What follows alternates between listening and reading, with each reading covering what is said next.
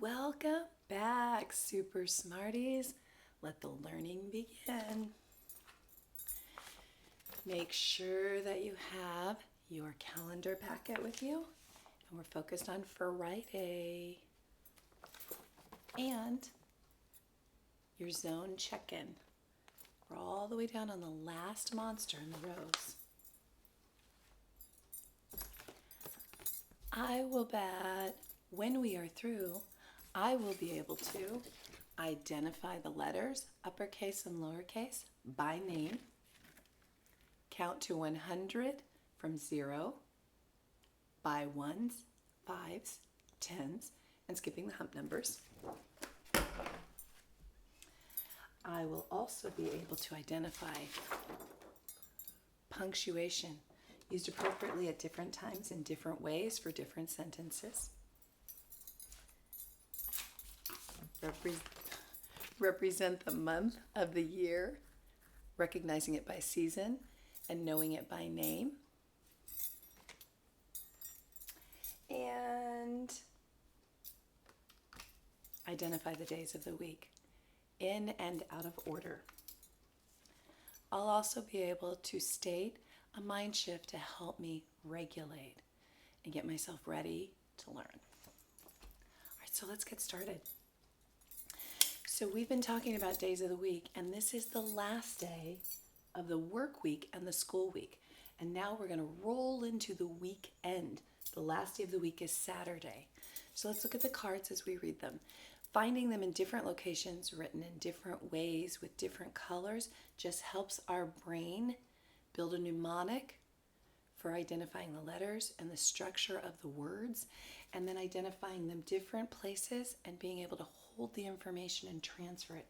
When I see it in large print with black on a card, it isn't any different than seeing it written smaller on a whiteboard or in a string of words on a whiteboard or in a string of words on a paper.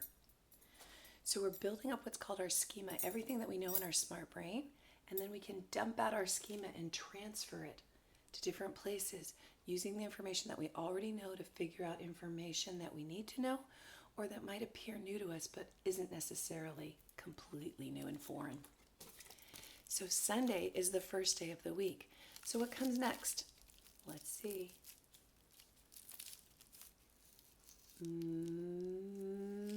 Monday. Sunday, Monday, what comes next? Tuesday. And remember, there are 2 T days in the week, but Tuesday has a U, not an H next to it. What comes next? Wednesday. Remember, Wednesday has a D here, not an N. So when you enunciate it, that means when you pronounce it, you have to be very clear in your mouth so you say it correctly. Wednesday. What comes next? Here's the tricky day. It looks like T, and then we know it's Thursday. TH, digraph. What comes next? Today. Friday. What comes next?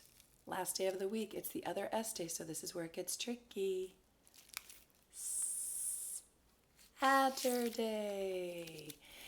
And you can say in your smart brain, who put the sat in the Saturday? I sat on Saturday. That's just what's called a little mnemonic. Gives your brain something to anchor to try and remember the difference between Saturday and Sunday. Who put the sun in the Sunday? I wonder. I saw the sun on Sunday. I sat on Saturday after working all week. Nicely done. Now this week, we have focused on different kinds of writing. Every day we picked a different genre of writing. And in order to be a writer, we really have to understand the letters of the alphabet. Today we're going to be talking about reflective writing, which is one of my favorite kinds of writing because it's not just about telling something, it's about thinking about how you feel, what happened that kind of led to you feeling that way, and sometimes what you want to learn or do from what happened and how you feel.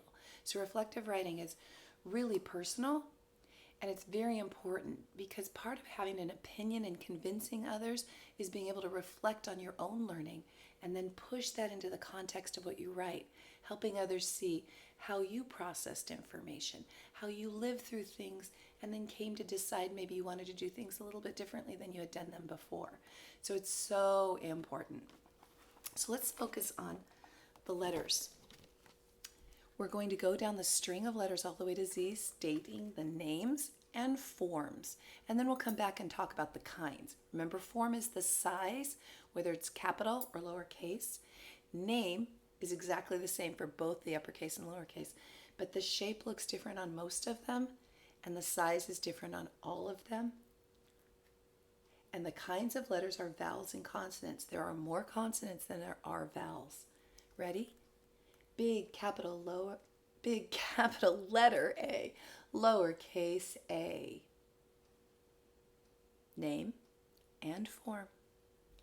Big capital letter B, lowercase b. Big capital letter C, lowercase c. Big capital letter D, lowercase d. Big capital letter E, lowercase e. Sweep back. Big capital letter F, lowercase f. Big capital letter G, lowercase g. Big capital letter H, lowercase h. Big capital letter I, lowercase I. Big capital letter J, lowercase j. Big capital letter K, lowercase k. Big capital letter L, lowercase l. Big capital letter M, lowercase m. Big capital letter N, lowercase n. Big capital letter O, lowercase o. Big capital letter P, lowercase p. Sweep back. Big capital letter Q, lowercase q. Big capital letter R, lowercase r. Big capital letter S, lowercase s. Big capital letter T, lowercase t. Big capital letter U, lowercase u. Sweep back. Big capital letter V, lowercase v. Big capital letter W, lowercase w. Big capital letter X, lowercase x. Big capital letter Y, lowercase y. Big capital letter Z, lowercase z. And the vowels are A, E, I, O, U, and sometimes Y. Vowel, vowel, vowel. And all the other letters in the alphabet are consonants. Now, here's what you need to know about letters. In English, letters are the mutually agreed upon symbols that represent the sounds. So we, not me, but people who lived way before I did and you did, made a decision that when we make this shape, that's called a symbol, it's going to represent this sound, ah. Also this one, a. And this one, ah. This one, and this one, eh. So it represents 5 sounds, but mostly it's the short sound of ah and the long sound of a. And every symbol represents a single sound or multiple sounds. B only has one sound, b. When we see it, we expect to say b, or we expect to hear b. But C is a stealer. C takes the sound from S, and the sound from K, k. Most frequently it says k like K, but sometimes it says S like S, and it almost looks like it's reaching over to steal the sound. So there's a lot of little tricks that we can use to help us remember the letters in the alphabet. But the most important reason we need to know them is so that we can become writers. Now, if you want to be a writer, you first of all have to know the letters. When letters get together and sit in an order where their sounds make sense, we call them words. And remember, I told you that every word is a vowel or has a vowel. 2 words, and I. Some people say A. We don't say A in my classroom because that's the name of the letter, and I want to differentiate between the word and the name.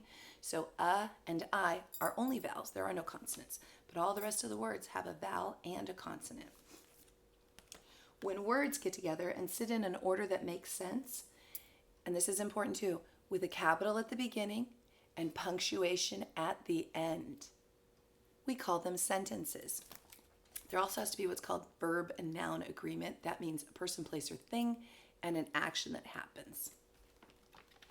When sentences get together and sit in an order that makes sense, we call them bodies of information, such as paragraphs, letters, stories, and books. So that's what you need to know to be a writer. You have to know the letter names and sounds. You have to know how to push them together in an order that makes sense so they can be words. Then you have to be able to string those words together in an order that makes sense with a capital and punctuation and noun and verb agreement. And those are sentences. And then when you put all those together, you can write books, you can tell stories, you could write letters, you can make lists, you can have bodies of research and information. You can be a writer if you know how to write the letter symbols. You know the sounds the letters make. You can think good ideas in your smart brain. You can say it out loud if you like. You can hold the good idea in your mind until you put it down on the paper. Then you can be a writer.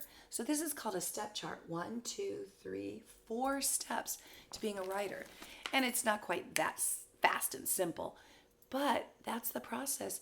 It's not as complicated as sometimes we think it is. We just have to keep working every single day. Now here's what's important about a sentence. Sentences, like I said, always have to begin with a big capital letter. It's telling that this is important information, it's coming. Heads up, we're about to start a new thought. At the end, there has to be punctuation. And there are 3 forms of punctuation that fall at the end of sentences, and we use them in different sentences, different ways, but they're always used the same way. So when you say a certain sentence, you will always use the same kind of punctuation. You don't have to guess what you're going to use. So the first kind is what's used most frequently.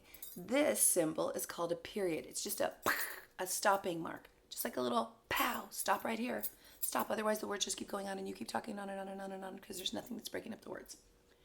These are used in declarative and imperative sentences.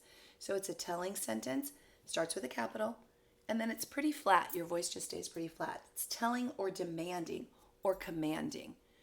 Go get your books. It's time for school. This is Friday. Declarative and imperative. Imperative is demanding and commanding. Declarative is just a telling sentence. Always ends with a punctuation. Mark of a period. The next kind of sentence is when you ask a question and your voice generally goes up. So you start with a capital and your voice goes up. This is an asking sentence and it always ends with a question mark. Now, question mark starts kind of like the number 2 and then it goes straight down with a period. It looks a little bit like the bottom of this one with a period here. So it kind of combines multiple forms of symbols of punctuation into one. This is an asking sentence. Do you feel hungry? Do you want to go to the park with me? Hear how my voice goes up? And then I have a question mark. The last kind is exclamatory. This is telling with strong feelings. So it goes up with a capital, and then your voice might rise and fall because you're saying it with such strong feeling. Why do you always leave your things here? It's driving me crazy. Pick this up. Now that sounded like it was a question, but it wasn't really a question. It's called a rhetorical question. I don't really want an answer. I'm just asking because I'm so confused and I'm angry and I want you to pick it up. It's my birthday. My voice goes up. So it's really important that we use the correct punctuation. Period, question mark, exclamation point. Declarative and imperative sentences are telling sentences. They end with a period. Interrogative, think about interrogate. Who, what, when, where, why, and how. And I need to know right now. Those are asking sentences, and they end with a question mark. Exclamatory, those are telling sentences, but with strong feeling, and they end with an exclamation point. So it's kind of like,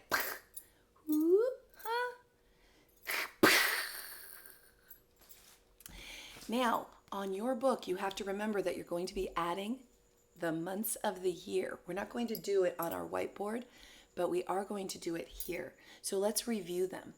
In the blue, those months are winter months. In the green, those months are the months of spring. We think of things growing. Winter's kind of cold, maybe snow, not necessarily where I live, but where some people live, but it does get cooler. Green is for spring because that's when things are growing and coming alive. The red is for summer because it's hot. We think about the hot sun.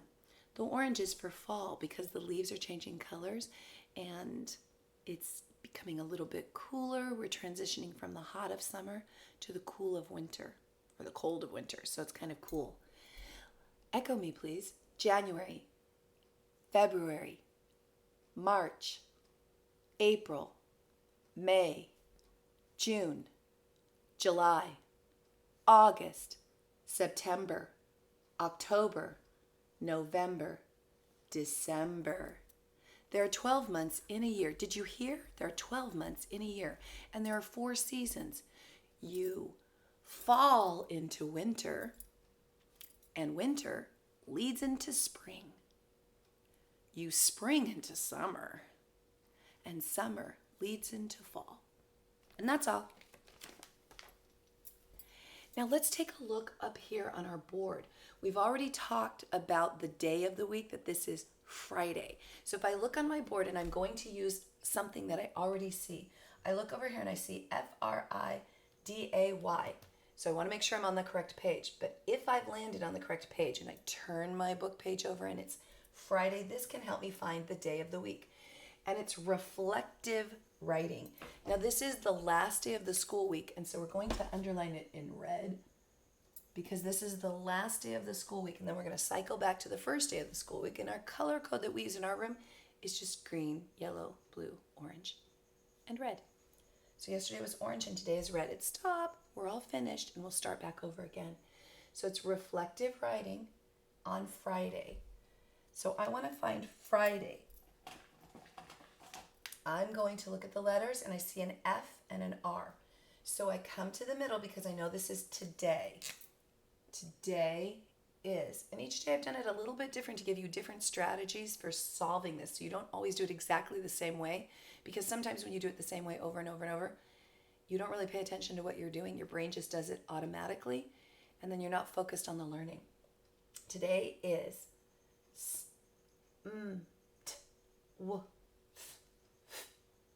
Friday. It starts with the F. So I'm going to box Friday. Today is Friday. And I see it down here. And even though I did it red because it's the last day of the week, I'm doing this green because it's showing the day that we're in.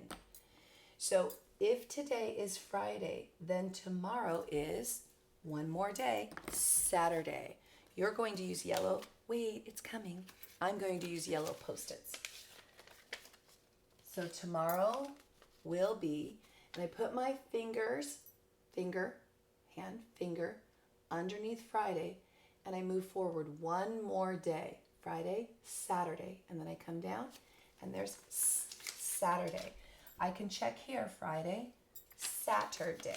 I sat on Saturday. And now I've marked that. So now I'm going to go back. If tomorrow's Saturday and today is Friday, one day back is yesterday, and that is Thursday. And Thursday's already over.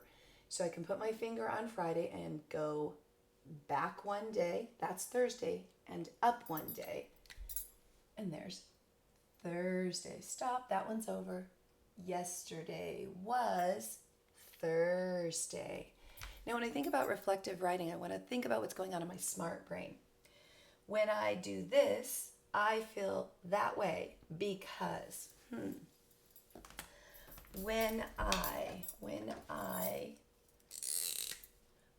I think I'm going to put go to school. This isn't what my school looks like, but this is going to represent a school. The flag. And my school is Lindstrom. I'm a lion. There's Lindstrom. And I'm going to make our Post-it fell. Let's see if we can put it back up. Your crayon doesn't fall off the page. When you scribble, it doesn't fall off. That's good.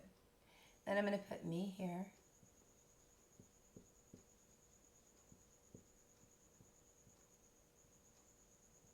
And I'm so happy Better have some hands. I won't be happy without hands. Or I won't be as happy. And then here's my door.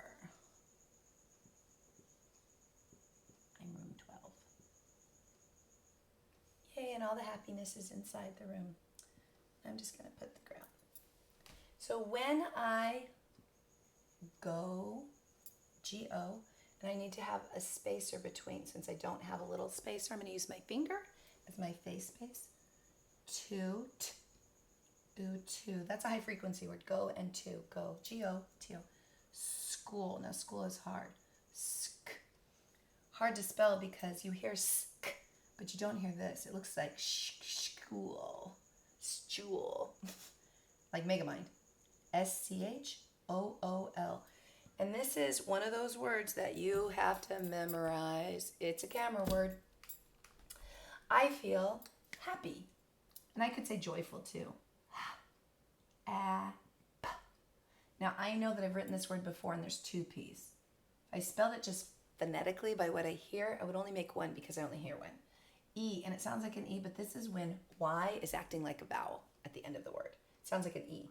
When I go to school, I feel happy because I get to see my students. I used to get to spend all day with them, but I get to at least see them on a screen right now because I, face space, get, G-E-T, get to. Oh, I used that word already. T-O, face space, C-S-E-E, face space, my, M-Y, face space, students, S-T-U, student, D-E-N-T-T-S. Now there's punctuation there, so I'm just going to reinforce that you see it. And it's just a telling sentence. When I go to school, I feel happy because I get to see my students. I should make the little computer here. Here's my table. And here's my, looks like my students are living in the box. So there's my students that I get to see. And I feel so happy because I get to see them. I also get to teach. I love to teach. So those are really important things that we want to think about. When you do something, how do you feel? And it could be, when I go to the dentist, I feel scared because I'm afraid they're going to pull out my teeth. It doesn't have to be a feeling that you would associate as being good. It could be, when I watch a scary movie, I feel scared because I'm afraid that it's going to actually really happen what I saw. Whatever your feeling is, there's not a right or wrong. There's just what you feel, when you feel it, what you feel, and why you feel it. Those are so important. Now, one of the things I did want to point out, because I have it here on my board, are these. Now, these are called numerals. 1, 2, 3, 4, 5, 6, 7, 8, and 9. There's one more numeral, but I don't have a little magnet for it, so I'm just going to write it here. 0 is the other basic numeral. All of these are numerals. Now they also happen to be numbers, but every number is made up of a combination of these numerals. So when I go to the next one, you'll get to see what I'm saying. It's not just one digit or one numeral. There are two of them, and I had to use a combination of one of these, well, two of these, this one and this one. So I turned them around, and then I made a new number. And I would have to make combinations of all of these in different orders in order to represent all the numbers. So these are the numerals: 0, 1, 2, 3, 4, 5, 6, 7, 8, and 9. They're also numbers. So if you see it in a string like this, now they are also numbers. But when you're looking to write a number, this is what you're going to reference, this string. This is the string of numerals that all numbers are made up of. So let's look at our hundreds chart. We're going to count by ones from 0 to 100. Ready? 0, 1, 2, 3, 4, 5, 6, 7, 8, 9, 10, 11, 12, 13, 14, 15, 16, 17, 18, 19, 20, 21, 22, 23, 24, 25, 26, 27, 28, 29, 30, 31, 32, 33, 34, 35, 36, 37, 38, 39, 40, 41, 42, 43, 44, 45, 46, 47, 48, 49, 50, 51, 52, 53, 54, 55, 56, 57, 58, 59, 60, 61, 62, 63, 64, 65, 66, 67, 68, 69, 70, 71, 72, 73, 74, 75, 76, 77, 78, 79, 80, 81, 82, 83, 84, 85, 86, 87, 88, 89, 90, 91, 92, 93, 94, 95, 96, 97, 98, 99, 100. Let's try by fives. 0, 5, 10, 15, 20, 25, 30, 35, 40, 45, 50, 55, 60, 65, 70, 75, 80, 85, 90, 95, 100. Now I think I said let's count by tens. Well, that was counting by fives. Now let's count by tens. Ready? 0, 10, 20, 30, 40, 50, 60, 70, 80, 90, 100. And let's do the hump numbers.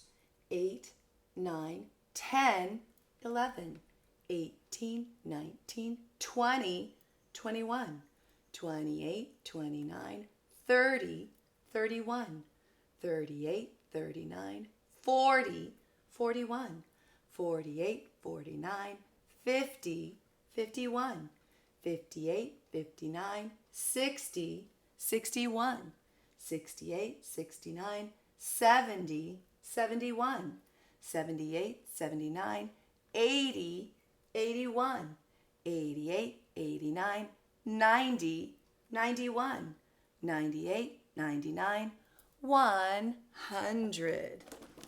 Outstanding job. Now every day we come to school, we're working on doing something magical.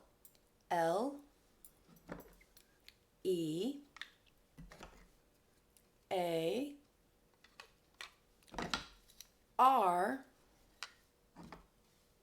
N. You know what that word is? Learn. We come to school so that we can learn. Now, whether we come to school or we're at home, one of the things that we really need to focus on is how we behave. It's never okay to scream or to break things or to hurt others. Sometimes I get upset. We all do. It is okay to get upset because everyone gets upset sometimes.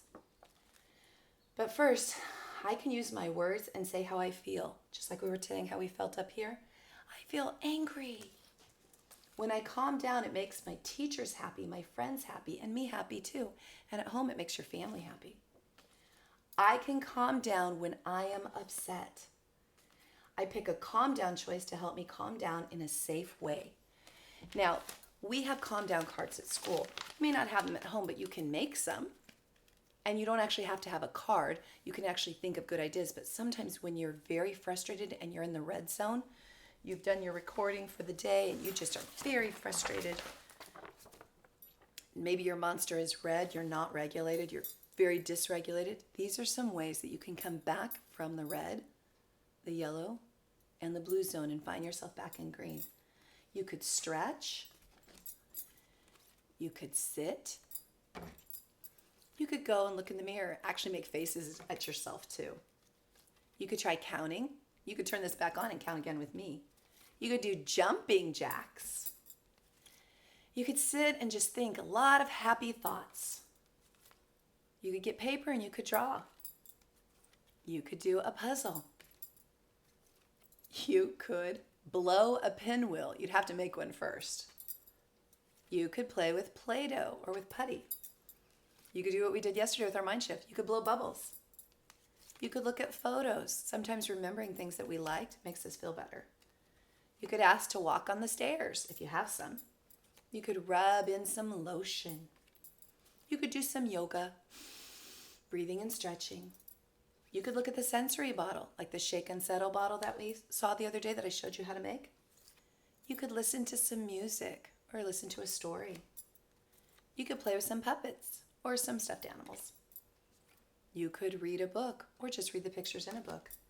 And you could get a drink. So those are some really good strategies that you can use.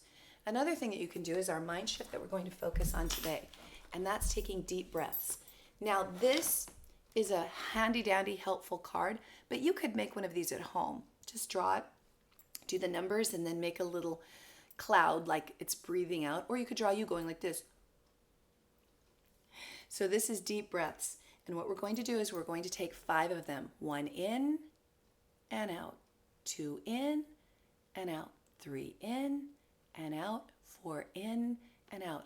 This is a mind shift that's easy for you to do anywhere. You don't actually need the card. You can actually use your hand. Fist to 5. But a card sometimes helps because it lets our eyes focus on something and our brain stops focusing on what's dysregulating us and helps us just focus on the breath and the card. That's the reason we're making one. Having one, you can make one at home. So let's take 5 deep breaths. Ready?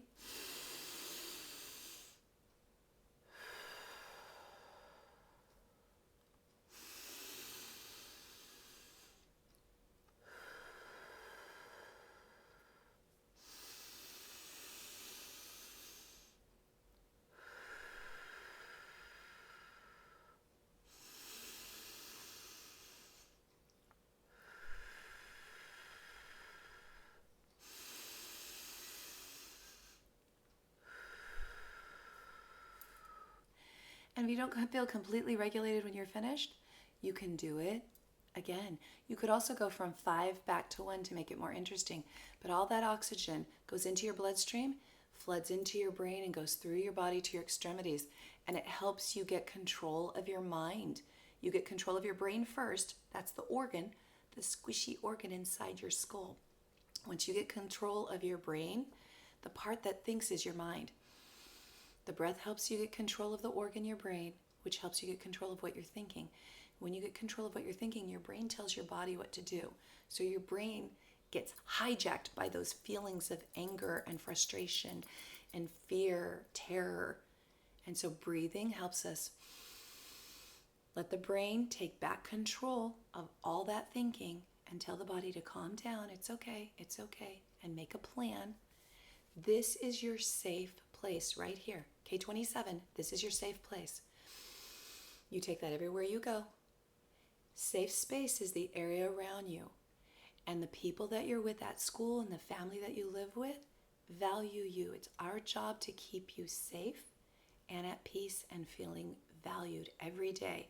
And you can help perpetuate, that means keep those feelings going, by breathing and regulating and using a strategic, specially planned mind shift, such as fist to 5, breathing in deeply, exhaling deeply,